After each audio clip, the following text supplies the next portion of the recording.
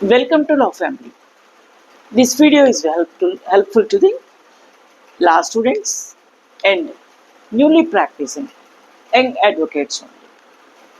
Today, we discuss about the sections 104, 105 and 114 of BSA Act 2023. Corresponding law sections is 101, 105, 111 of Indian Evidence Act. Burden of proof. Burden of proof in civil cases.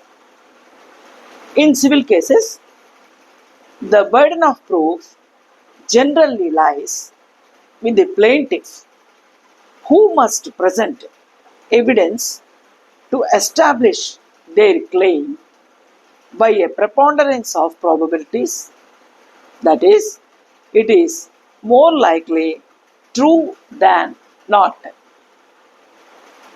On defendant's side, if the defendant introduces a new fact or a defense, the burden of proof for that specific fact may shift to then to prove its existence. The burden of proof is often said to be consists of two distinct but related concepts. One is the burden of proof, the burden of production. Again, one is the burden of production and the burden of persuasion. Welcome. Evidence is typically in the form of objects, documents, and witness testimonies. During a trial, the judge assigns the burden of proof to different parties. Burden of proof and onus of proof. Burden of proof is like the starting line and the entire length of the race for the lead runner. They must run the full length to win. That is, plaintiff must run the full length to win. Next is onus of proof. Is like the hurdle in the race. The lead runner clears the first hurdle, then passes the responsibility to the second runner to clear that same hurdle. The onus of proof is dynamic.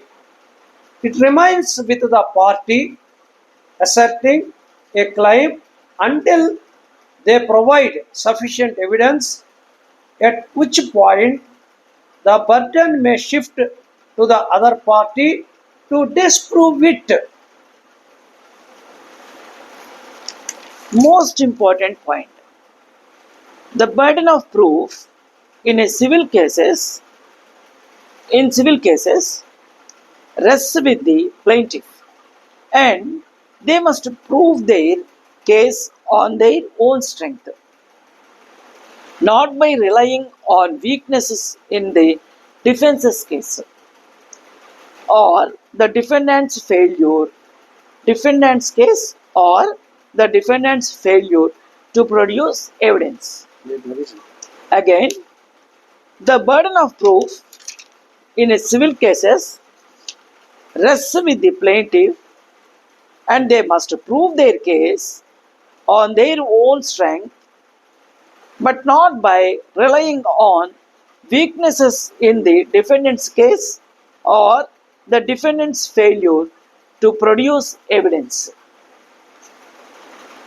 Section 114 of BSA Act 2023, corresponding law section 11 of Indian Evidence Act, deals with the burden of proof regarding the good faith of a transaction where one party holds a position of active confidence over the other. It shifts the onus of proving good faith onto the person in the position of trust, such as a doctor, lawyer, or spiritual advisor, when the good faith of their transaction with the other party is questioned. Example: father and son. If a newly adult son sells property to his father, the father must prove the transaction's good faith, presumption of fraud or misrepresentation. If the person in the inferior position claims of fraud or misrepresentation, the burden shifts to the person in the superior position to prove that such actions did not occur. In a sale of property by a client to their attorney, the attorney would bear the burden of proving the good faith of the transaction. In criminal cases, the burden of proof rests primarily with the prosecution, who must prove the accused person's guilt beyond reasonable doubt. The accused person is not obligated to prove their innocence. When the burden shifts to the accused, legal exceptions and provocation. When an accuser claims a defense that falls under a legal exception, such as insanity, private defense, provocation. In rebuttable presumptions cases, dowry death cases, NDPS Act cases, prevention of corruption cases. In check bounce cases, the burden shifts to the accused to prove that the check was not issued for a valid debt or liability. In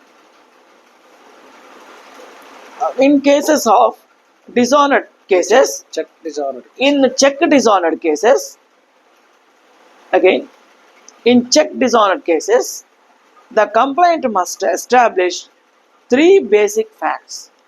One is a legally enforceable debt or liability existed.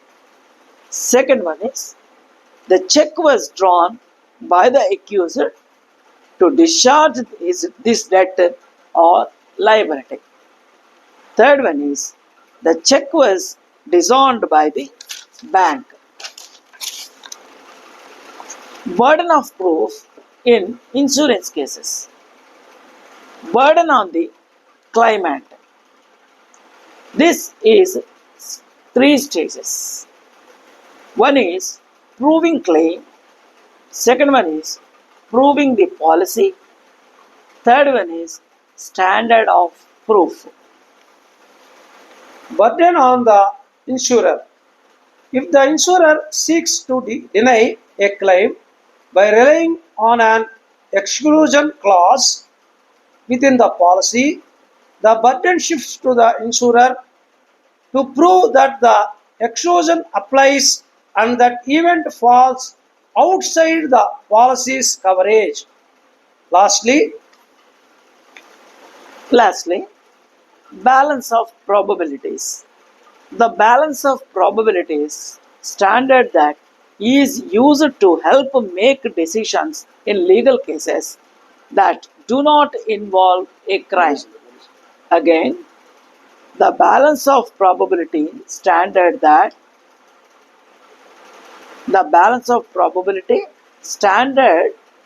is used to help make decisions in legal cases that do not involve in a crime. this video is purely theory. The Honorable Court decides each case on merits. Thank Thank you. you.